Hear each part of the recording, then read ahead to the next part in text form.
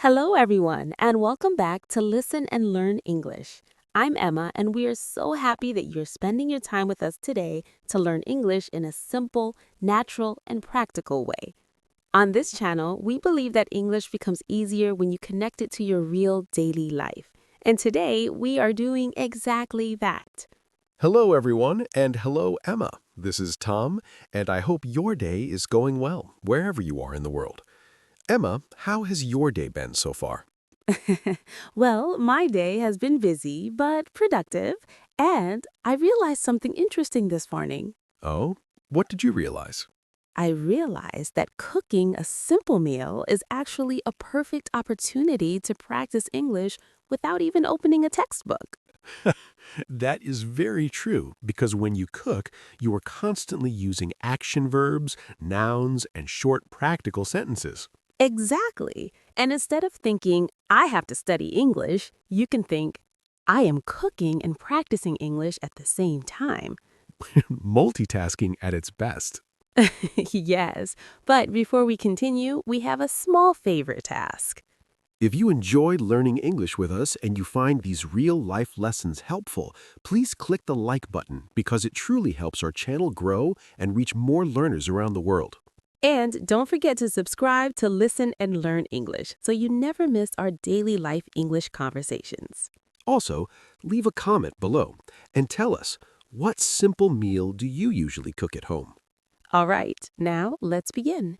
Today we are going to learn how to speak English while cooking a simple meal, and we will start with the first important step, preparing to cook. Before cooking, we need ingredients, tools, and a plan. For example, you can say, I am preparing the ingredients, I am reading the recipe, I am getting ready to cook. Notice that we are using the present continuous tense because these actions are happening right now. Present continuous is formed with am, is, are, plus verb plus ing. For example, I am cutting vegetables. She is cooking dinner. They are preparing food. Cooking is not only about food, it is also about learning useful everyday English. All right, Emma, we are ready to start cooking, and the first real step is preparing the ingredients properly. Yes, before we cook anything, we need to wash and cut the ingredients carefully. This stage is very important because it includes many useful English verbs that you can use every day. For example, the first verb is wash. You can say, I am washing the vegetables. If you wash something quickly with water, you can also say, I'm rinsing the vegetables. Next, if you remove the skin from something, like a potato or a carrot, you say, I am peeling the potatoes. Now let's talk about cutting. There are different verbs for different types of cutting. If you cut something into rough pieces, you say, I am chopping the onions. If you cut something into thin pieces, you say, I am slicing the tomatoes. If you cut something into small square pieces, you say, I am dicing the carrots. So we have three important verbs: chop, slice, and dice. It is important to use the correct verb because each word describes a different action. You can also say, I am cutting the chicken. I am preparing the vegetables. Notice again that we are using the present continuous tense because we are describing actions happening now. For example, I am chopping. You are slicing. She is cutting. When you cook at home, try to say these sentences out loud while doing the action. This helps your brain connect English words with real actions. All right, Tom, we have washed and cut the ingredients, so now it's time to move to the next step, turning on the stove. The moment where real cooking begins. Yes, and this is where we learn some very useful English phrases. First, we say, I am turning on the stove. Notice we use the verb turn on for machines and appliances. For example, turn on the stove, turn on the oven, turn on the microwave. Exactly. If we want to stop it, we say, turn off the stove. Very important, especially before leaving the kitchen. Yes, safety first. Now that the stove is on, we need to heat the pan. You can say, I am heating the pan. Or simply, the pan is heating. Next, we add oil or butter. I am adding oil to the pan. And sometimes we add too much oil. Yes, and then we say, maybe that was too much. Now, let's talk about temperature. We can say, cook on low heat, cook on medium heat, cook on high heat. High heat is dangerous if you are not careful. Yes, because then you might say, oh no, the food is burning. Quick, lower the heat. That's a very useful emergency sentence. When something burns, we say the food is burnt. So remember these important verbs: turn on, heat, add, cook. And remember the temperature words: low, medium, high. When you cook at home, try to describe each action. I am turning on the stove. I am heating the pan. I am adding oil. Speaking while cooking helps you build confidence naturally. All right, Emma, the pan is hot, the oil is ready, and now it's time for the real action, cooking the food. Yes, this is where we learn some very important cooking verbs. Let's start with the verb fry. When you cook food in hot oil, you say, I am frying the chicken. I am frying the eggs. And if you forget to watch it, You might say, oh no, I am burning the food. that is not the goal of cooking.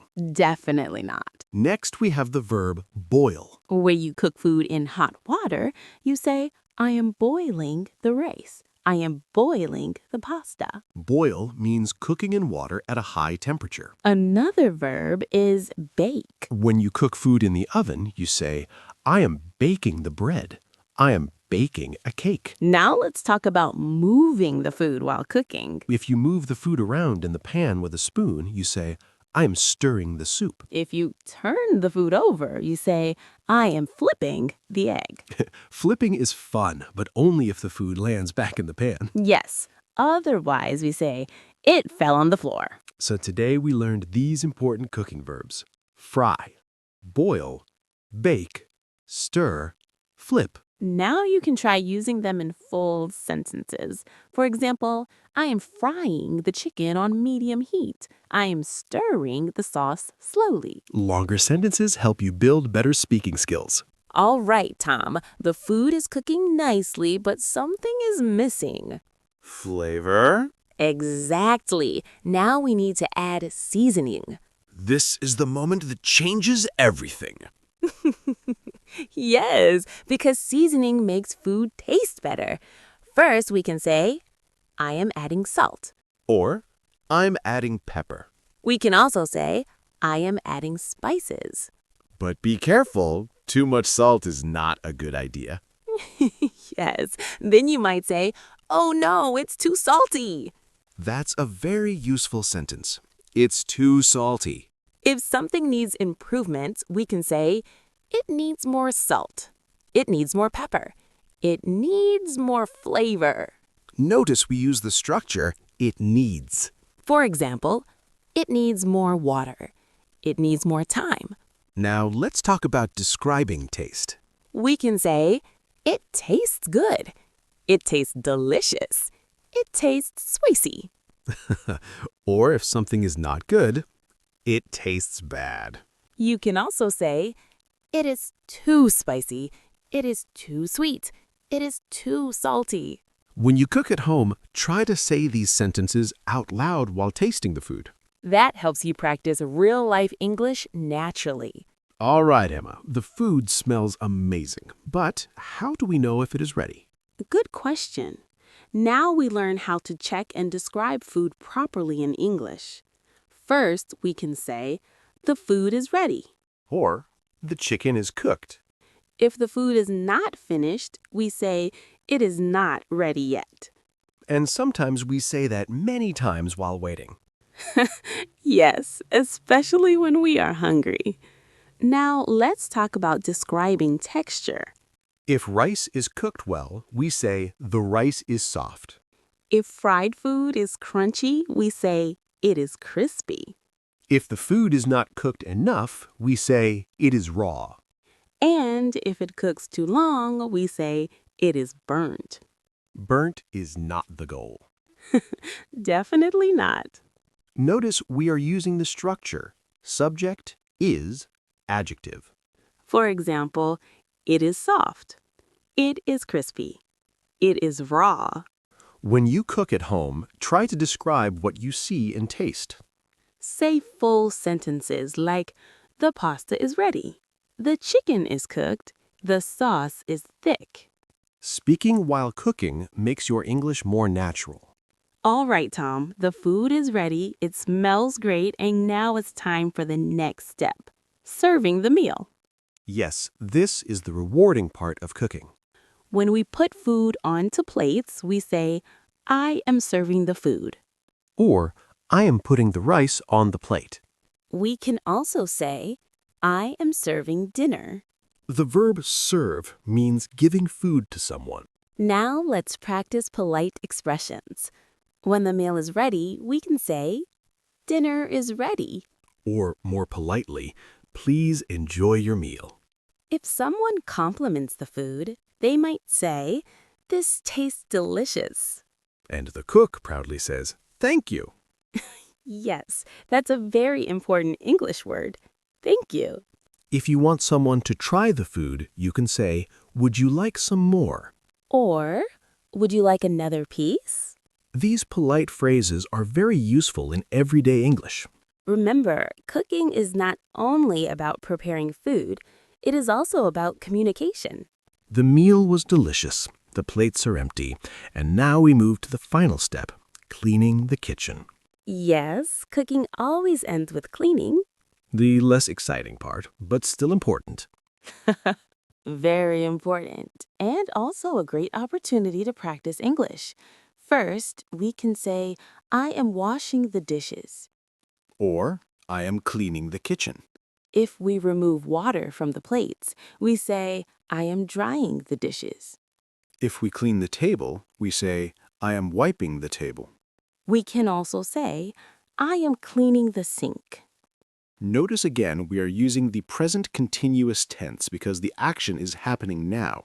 Structure, am, is, are, plus verb, plus ing. For example, I am washing. She is cleaning. They are cooking. Let's quickly review what we learned today. We learned vocabulary for preparing ingredients: wash, peel, chop, slice, dice. We learned cooking verbs, fry, boil, bake, stir, flip. We learned how to talk about seasoning. Add salt, add pepper. It needs more flavor. We learned how to describe food, soft, crispy, raw, burnt, ready. And we practiced polite expressions. Dinner is ready. Please enjoy your meal.